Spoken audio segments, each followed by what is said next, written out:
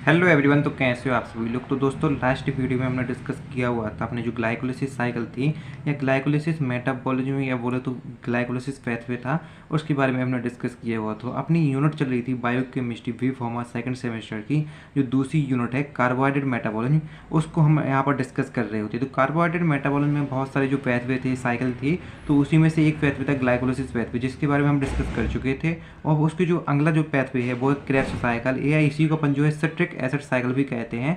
तो उसी के बारे में हम यहाँ पर डिस्कस करने वाली। ये यहाँ पर जो है बहुत इंपॉर्टेंट टॉपिक होता है, क्योंकि एग्जाम में बहुत ज़्यादा पूछा जाता है। तो अब इसको जो है अच्छे से और जो है बहुत इजी वे में यहाँ पर लिखा हुआ है, तो आप बिल्कुल आराम से इसको समझ के याद कर सकते हो।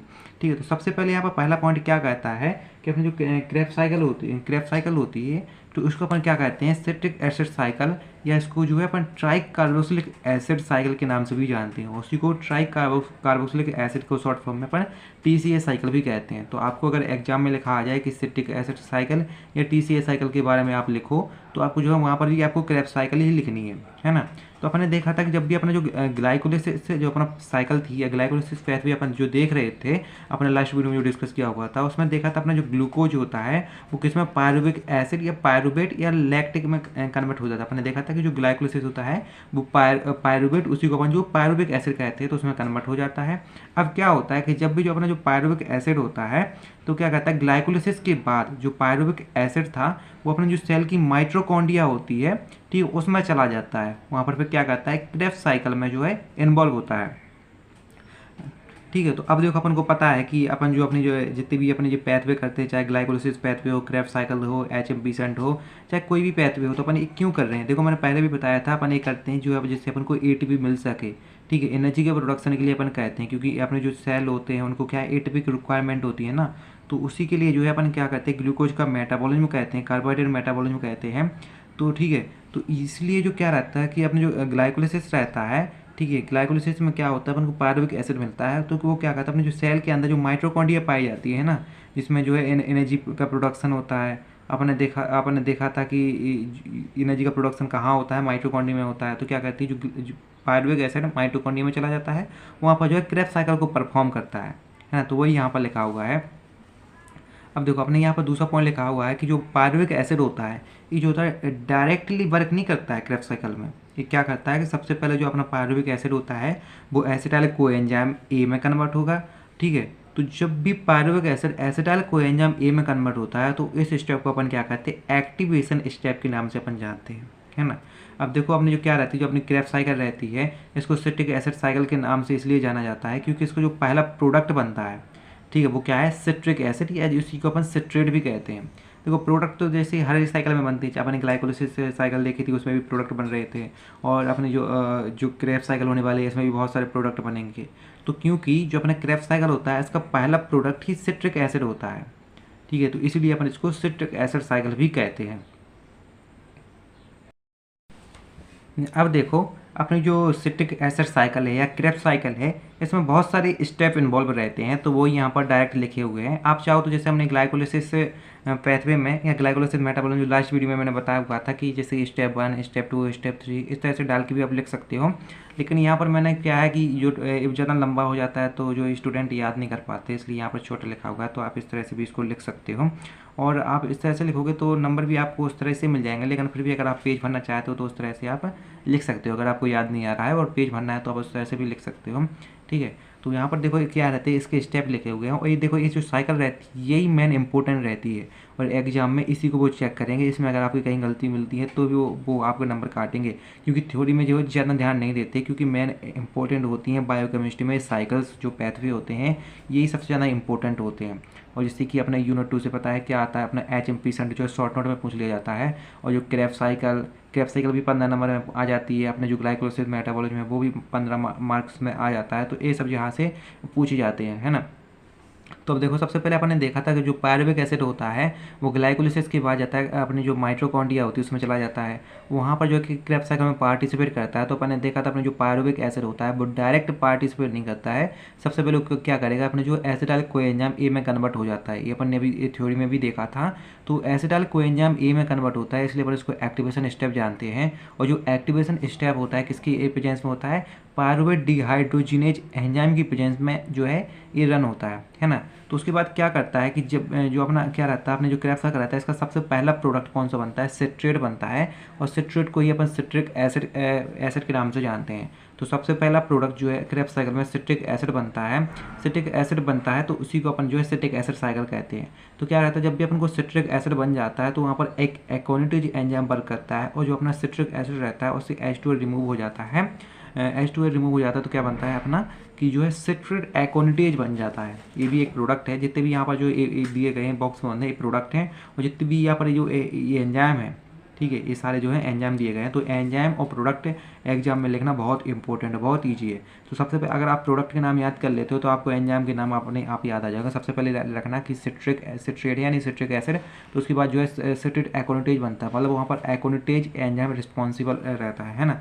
आप ये लिखो ना लिखो चल जाएगा, है ना। तो यहाँ पर लिख लो सिट्रेट एकोनिटेज एंजाइम वर्क करता है, और यहाँ पर अगेन एकोनिटेज एंजाइम वर्क करता है तो क्या बनता है अपना आइसोसिट्रेट बनता है, आइसोसिट्रेट बनता है। तो आइसोसिट्रेट डिहाइड्रोजनेज एंजाइम बन करेगा तो अल्फा कीटो ग्लूटारेट बन जाता है, और alpha keto glutarate dehydrogenase work करेगा तो सक्सिनल कोएंजाइम बन जाता है।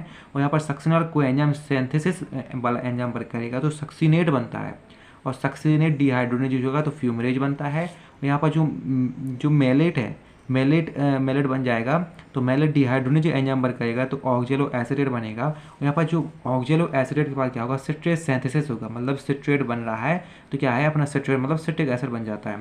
तो ये साइकिल अपनी क्या रहती है अपनी बॉडी के अंदर रन होती रहती है ना।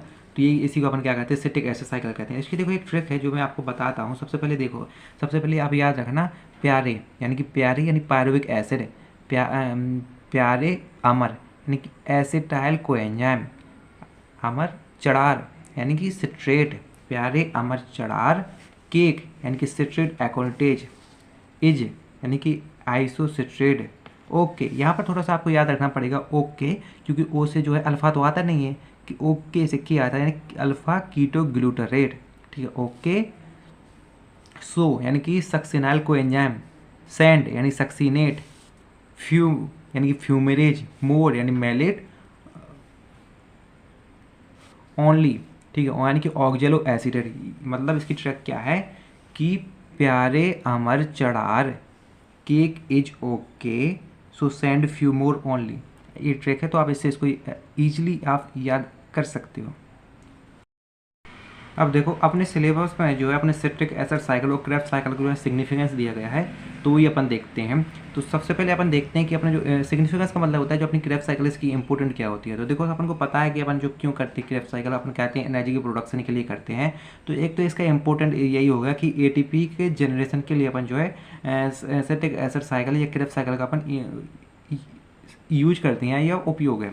और लेकिन यहाँ पर सबसे पहले ये लिखा हुआ कि सबसे पहले क्या आता है सिट्रिक एसिड साइकिल होती है, क्या होता है फाइनल कॉमन ऑक्सीडेटिव पैथवे होता है कार्बोहाइड्रेट हो गया, फैट और एमिनो एसिड के लिए। तो इसका पहले सिग्निफिकेंस है। दूसरा सिग्निफिकेंस क्या करता है कि जो अपनी जो सिट्रिक एसिड साइकिल रहती है ये अकेले जो एनर्जी को सप्लाई नहीं करती है, बस कि उसी के साथ साथ जो प्रोवाइड कराती है बहुत सारे इंटरमीडिएट प्रोडक्ट होते हैं, ठीक है, उनको भी प्रोवाइड कराती है। जो कि क्या रहता है जैसे अपने एमिनो एसिड, ग्लूकोज, हीम, इन सभी के सिंथेसिस के लिए रिक्वायर्ड रहता है। क्योंकि आपने देखा अपने जो क्रेब्स साइकिल होते हैं इसमें बहुत सारे प्रोडक्ट बनते हैं ना, तो इन प्रोडक्ट का जो यूज होता है वो क्या कहते हैं एमिनो एसिड में, ग्लूकोज में, वो हीम इत्यादि के बनाने में इसका यूज किया जाता है। एनर्जी तो अपन को मिलती है, तो इसकी जो है एक क्या होगा सबसे पहले सिग्निफिकेंस क्या होगा कि जो है फाइनल कॉमन ऑक्सीडेटिव पैथवे होता है कार्बोहाइड्रेट, फैट, एमिनो एसिड के लिए।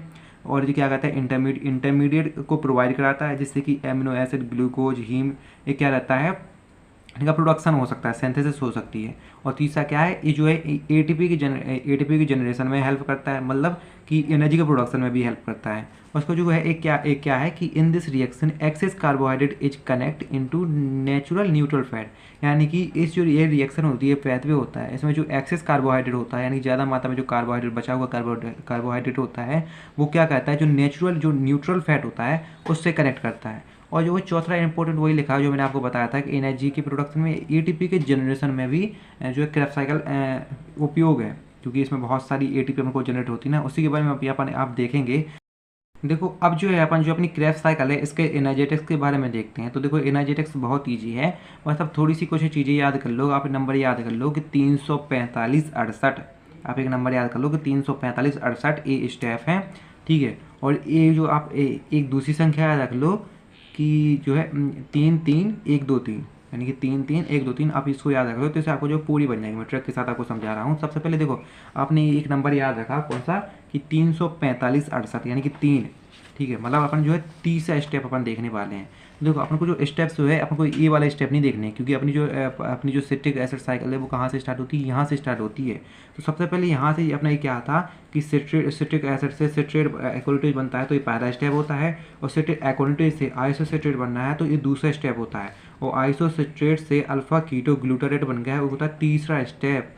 तो अपन को कौन सा दिया गया है, तीसरा स्टेप अपन को देखना है ना। तो तीसरा स्टेप में क्या होता है कि आइसोसिट्रेट से अल्फा कीटो जो आइसोसिट्रेट रहता है अल्फा कीटो ग्लूटारेट में कन्वर्ट होता है। यहाँ पर कौन सा एंजाइम प्रेजेंट होता है, आइसोसिट्रेट डिहाइड्रोनेज एंजाइम प्रेजेंट होता है। तो वहीं लिखा हुआ है कि इस देखो स्टेप कौन सा है, तीसरा है। और इसमें रिएक्शन क्या लिखा, आइसोसिट्रेट टू अल्फा कीटो ग्लूटानेट। कौन सा एंजाइम रिस्पॉन्सिबल रहता है, यहाँ पर देखो आइसोसिट्रेट डिहाइड्रोनेज एंजाइम रिस्पॉन्सिबल रहता है। तो वो यहाँ पर लिखा हुआ है कि आइसोसिट्रेट डिहाइड्रोनेज एंजाइम लिखा हुआ है। देखो दूसरी संख्या आपने रखी थी कि 3 3 1 2 3, यानी कि तीसरे स्टेप में तीन एटीपी का फॉर्मेशन हो रहा है ना। इसलिए अपन को तीसरे स्टेप में 3 एटीपी मिलती है। और इसी चौथे स्टेप में क्या रहता है, जो अपना अल्फा, देखो चौथे स्टेप में अपने क्या देखा, तीसरा स्टेप अपना ये था। तो चौथा स्टेप कौन सा था कि अल्फा कीटो ग्लूटारेट से सक्सिनल को एंजाइम बन रहा था। तो ये तो रिएक्शन होगी कौन सा एंजाइम प्रेजेंट से, अल्फा कीटो ग्लूटारेट डिहाइड्रोनेज एंजाइम की रिस्पॉन्सिबल थी। और इस स्टेप में भी अपन को 3 एटीपी प्राप्त होती है। तो सेम वही लिखा हुआ है ना। अब देखो अपना जो है कौन सा स्टेप है, 5वां स्टेप है। तो ये तो चौथा स्टेप हो गया। 5वां स्टेप में क्या होता था कि सक्सिनल को एंजाइम जो है सक्सिनेट में कन्वर्ट हो रहा था, और सक्सिनल को एंजाइम सिंथेसिस था। तो यहाँ पर लिखा हुआ है कि सक्सिनल को एंजाइम जो है सक्सिनेट में कन्वर्ट हो रहा है, और सक्सिनल को एंजाइम सिंथेसिस एंजाइम रिस्पॉन्सिबल हो, यहाँ पर 1 एटीपी का प्रोडक्शन हो रहा है। ऐसे यहाँ पर बाकी की जो छठवां दिया गया कि जैसे अपना 6वां स्टेप था, ये तो आपने देखा था कि अपना 5वां स्टेप था। 6वां में क्या होता था, सक्सिनेट जो है फ्यूमेरेज में कन्वर्ट हो रहा था, सक्सिनेट डिहाइड्रोनेज एंजाइम वर्क कर रहा था, तो इसमें 2 एटीपी का प्रोडक्शन होता है। ऐसे फिर जो अपन जो है देखो यहाँ पर क्या रहता है, 5वें और 6वें स्टेप में तो वर्क करता है, लेकिन 7 स्टेप जो अपना 7 वाला ये स्टेप रहता है, इसमें कोई एटीपी प्रोडक्शन नहीं होती है ना। नहीं पहले में होती है, नहीं दूसरे में होती है, नहीं 7 में होती है ना। तो अब जो है अपनी किस में होती है कि जो अपना जो 8 वाला स्टेप रहता है, जिससे जो मेलेट रहता है वो ऑक्जिलो एसिटेट में कन्वर्ट होता है। तो इसमें भी अपन को पता है 3 एटीपी प्राप्त होती है। याद रखना कि सबसे पहले जो अपन को तीसरा स्टेप में, चौथा स्टेप में और जो 8वें स्टेप में अपन को 3 एटीपी प्राप्त होती है। और जो होती है अपना चौथा और 5वां स्टेप में अपन को 1-2 एटीपी अपन को प्राप्त होती है ना। तो यहाँ पर सेम वहीं पर लिखा होगा। अब देखो यहाँ पर कुछ नई चीज़ें लिखी हुई हैं, जैसे कि यहाँ पर लिखा है देखो 1NADH जो है 3 ATP के इक्वल है। तो देखो एक NADH होता है, ये भी एक एनर्जी का ही फॉर्म होता है। क्या रहता है, देखो अपने देखा था कि AMP होता है, ADP होता है, ठीक है। तो आपने देखा था ATP, अपनी बॉडी में अधिकांशतः जो एनर्जी स्टोर रहती है वो ATP का फॉर्म में रहती है। लेकिन एनर्जी का एक फॉर्म और होता है NADH, जो क्या रहता है अपनी ATP से ज़्यादा एनर्जी रहती है। इसमें क्या रहता है, जो अपना एक NADH का मॉलिक्यूल रहता है वो 3 ATP के बराबर होता है, मतलब 3 टाइम मोर एनर्जी रहती है किसमें, NADH में। इसी तरह जो अपना एक FADH-DH2 रहता है और उसमें 2 ATP के इक्वल होता है, और एक रहता है GTP, वो 1 ATP के इक्वल रहता है। तो वही लिखा हुआ है, जो आप इजी से इसको याद कर सकते हो। अगर आपको ये याद नहीं हो रहा तो आप आराम से याद कर लो। आप 2 संख्या बस याद कर लो, कौन सी, 345/68, ठीक है। 345/68 क्या है, स्टेप है। और 3 3 1 2 3 क्या है, ये जो ATP का फॉर्मेशन हो रहा है। तो आप उसको ईजिली से आप याद कर सकते हो। कैसे कि आप सबसे पहले यहाँ पर आप देखो, आप यहाँ पर लिखो क्या आपने लिखा, क्या लिखा, 345/68, ये तो आपने 345/68 लिख लिया। फिर ये क्या है, स्टेप है। और फिर आपने लिखा ATP, आपने ATP में क्या लिखा कि 3 3 1 2 3, मतलब जो स्टेप 3 था उसमें 3 एटीपी का प्रोडक्शन हो रहा था, स्टेप 4 में 3 एटीपी का प्रोडक्शन, स्टेप 5 में 1, स्टेप 6 में 2, स्टेप 8 में 3। ठीक है, तो अब ऐसे आप इजीली याद कर सकते हो। और ये रही बात इनकी, ये जो रिएक्शन की एंजाइम रिस्पॉन्सिबल रहता है, तो इसको आप क्या करोगे, आप जो ई टेबल तो देखो इंपॉर्टेंट है ही, तो इसको तो याद करोगे, तो आप इससे जो इसको बना बना के आप इजीली आप वहाँ पर भी लिख सकते हो, है ना। और आप इससे याद रखना कि जो अपने क्रेब्स साइकिल होती है इसमें बिल्कुल भी एटीपी कंज्यूम नहीं होती है। अब देखो अपना जो ए हो रहा था, इससे क्या रहता है, अपने देखा था कि अपना जो एक एसिटाइल को एंजाइम जब क्रेब्स साइकिल को परफॉर्म होता है तो कितनी अपन को एटीपी प्राप्त होती है, तो उसमें अपन देखते हैं कितनी, कि 3 3 6 6 1 7 7 8 9 9 9 3 कितने हुए, 9 3 कितने हुए 12। मतलब जब एक acetyl co enzyme Krebs cycle perform करता है, उसका मेटाबॉलिज्म होता है, तो क्या होता है, अपन को 12 एटीपी अपन को प्राप्त होती है। तो इसको आप जो है याद रख लो। तो देखो वही यहाँ पर सेम लिखा हुआ है कि जब देखो अपन ने देखा कि एक एसिटाइल कोएंजाइम कितनी होती है, 12 एटीपी को प्रोडक्शन करता है। तो आप देखो जब एक 12 का प्रोडक्शन करेगा तो दो कितने का करेगा, उसमें 2 का मल्टीप्लाई कर दो, यानी कि एक से अगर अपन को 12 एनर्जी प्राप्त हो रही तो 2 से अपन को 24 एनर्जी प्राप्त होगी, यानी 24 एटीपी अपन को प्राप्त होगी। तो क्या होता है, 2 एसिटाइल कोएंजाइम जो है 24 एटीपी का प्रोडक्शन करते हैं। तो ये तो हो गया अपन को क्रेब्स साइकिल में अपन को 24 एटीपी अपन मिलते हैं जब भी क्या होता है जो है, मतलब क्रेब्स साइकिल परफॉर्म होती है ना। तो अब देखो कि जो अपने ग्लूकोज का जो एक ऑक्सीडेशन पैथवे हो रहा था, देखो ऑक्सीडेशन पैथवे तो 2 ही होते हैं, एक होता है कि अपना जो ग्लाइकोलिसिस पैथ मेटाबॉलिज्म हो गया, क्रेब्स साइकिल हो गया। तो क्या रहता है कि अपना जो ऑक्सीडेशन पैथवे होता है, जैसे एरोबिक ग्लाइकोसाइड है, एरोबिक ग्लाइकोसाइड मतलब क्या है, ग्लाइकोलिसिस पैथवे में अपन ने देखा था कि अपन को 8 एटीपी मिल रही थी।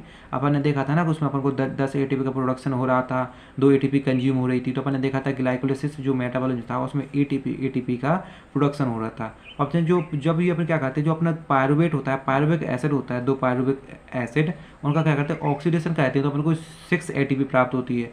और टीसीए साइकिल या बोलो तो क्रेब्स साइकिल में अपन को कितनी 24 एटीपी अपन को प्राप्त हो रही थी, है ना। तो 24 एटीपी अपन को प्राप्त हुई, तो कितने हुए, 8 6 कितने हुए, अपन यहाँ से देखो 24 और 6 कितने हुए 30, 30 और 8 कितने हुए 38। अपन कह सकते हैं कि मतलब जो है नेट गेन ऑफ एनर्जी कितनी है, 38 एटीपी है। तो मतलब ये बहुत इजी है भाई, क्रेब्स साइकिल बहुत इंपॉर्टेंट है, एग्जाम में आती है, तो आप इसको भाई मिस नहीं करना, क्योंकि ये नंबर गेन करने की बहुत ही अच्छा और सरल मतलब टेक्निक है, उपाय है।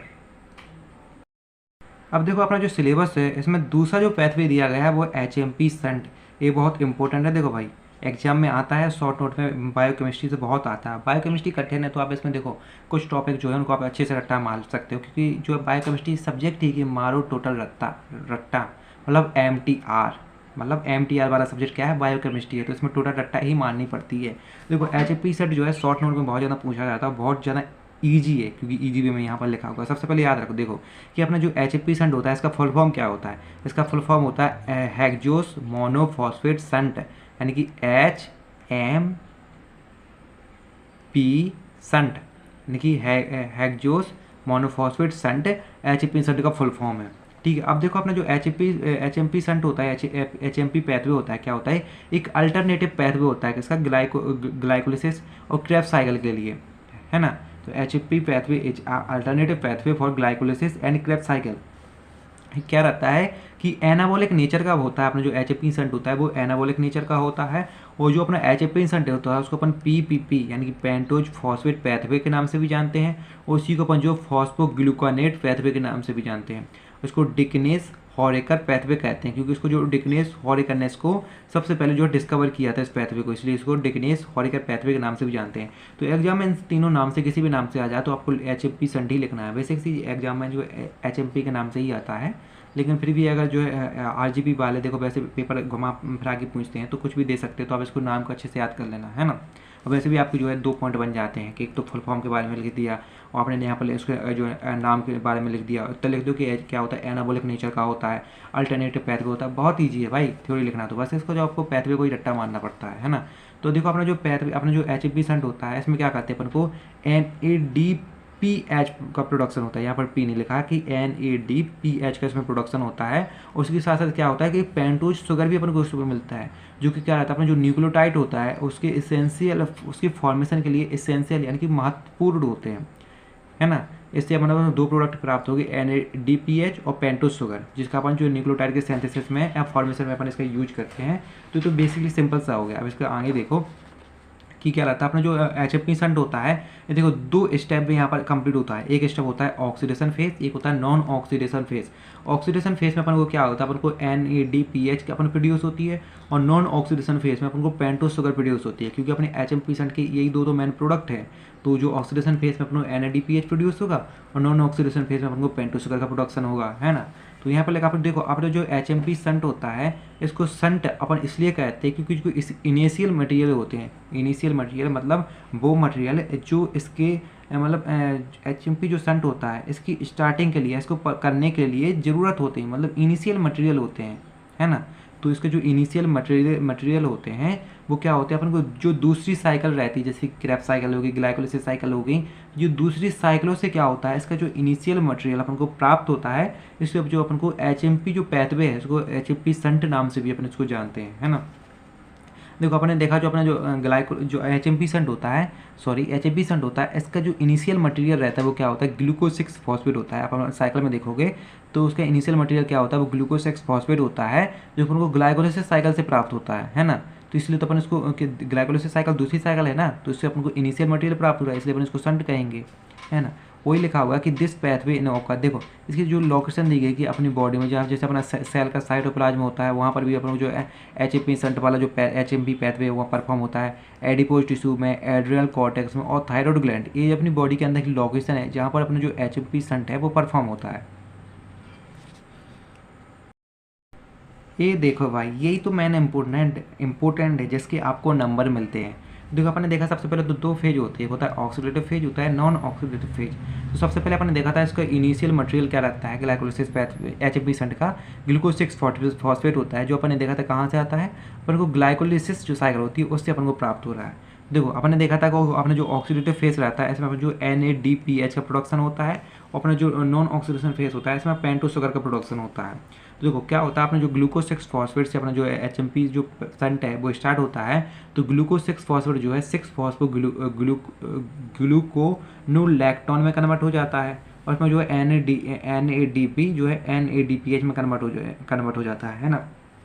अपना जो 6 फॉस्फो ग्लूकोनोलैक्टोन जो रहता है वो 6 फॉस्फो ग्लूकोनेट में कन्वर्ट हो जाता है, और 6 फॉस्फोग्लूकोनेट है वो 6 जो फॉस्फोग्लूकोनेट यानी कि फॉस्फोग्लूकोनेट डिहाइड्रोजनेज एंजाइम की प्रेजेंस में क्या होता है, राइबोज 5 फॉस्फेट में कन्वर्ट हो जाता है। यहाँ पर जो स्टेप हो रहा था, कौन सा स्टेप था, ऑक्सीडेशन स्टेप था। तो इसके बाद क्या होगा कि जो यहाँ पर राइबोज 5 फॉस्फेट इपीमेरेज एंजाइम वर्क करेगा, और राइबोज 5 फॉस्फेट जो है जाइलोज 5 फॉस्फेट में कन्वर्ट हो जाएगा। तो यहाँ से जो है अपना नॉन ऑक्सीडेशन जो फेज है या स्टेप है वो ही स्टार्ट होगा। इसमें क्या होगा, अपन को पेंटोज जो शुगर है उसका फॉर्मेशन होगा। तो जाइलोज 5 फॉस्फेट जो है वो सैडो हैप्टिलोज 7 फॉस्फेट में कन्वर्ट हो जाता है। यहाँ पर PO4 लिखा है, फॉस्फेट ही है, यानी कि सैडो हैप्टिलोज 7 फॉस्फेट में कन्वर्ट हो जाता है। और जो है ए कन्वर्ट हो जाएगा अपना एराइथ्रोज 4 फॉस्फेट में कन्वर्ट हो जाता है। एराइथ्रोज 4 फॉस्फेट वो 2 प्रोडक्ट में कन्वर्ट होगा। सबसे पहले क्या होगा कि वो है फ्रैक्टोज 6 फॉस्फेट में कन्वर्ट होगा, और फ्रैक्टोज 6 फॉस्फेट है वो अगेन जो आइसोमेरेज एंजाइम की प्रेजेंस में जो है ग्लूकोज 6 फॉस्फेट में कन्वर्ट हो जाता है। और जो दूसरा प्रोडक्ट है वो है ग्लिसरॉल्डिहाइड 3 फॉस्फेट। ग्लिसरॉल्डिहाइड 3 फॉस्फेट है वो क्या करेगा कि फिर से जो है अपनी ग्लाइकोलिसिस साइकिल है उसमें चला जाएगा, और ग्लाइकोलिसिस साइकिल में जाके फिर से ये भी क्या करेगा, जो अपने ग्लूकोज 6 फॉस्फेट है वो बना लेता है। तो यही जो है सिंपल सा जो HMP शंट था। तो इस वीडियो में अपन डिस्कस कर चुके क्रेब्स साइकिल और HMP शंट के बारे में। अगली वीडियो में अपन जो डिस्कस करेंगे इसके आगे जो है उनकी ग्लूकोज 6 फॉस्फेट डिफिशियंसी उन सब के बारे में।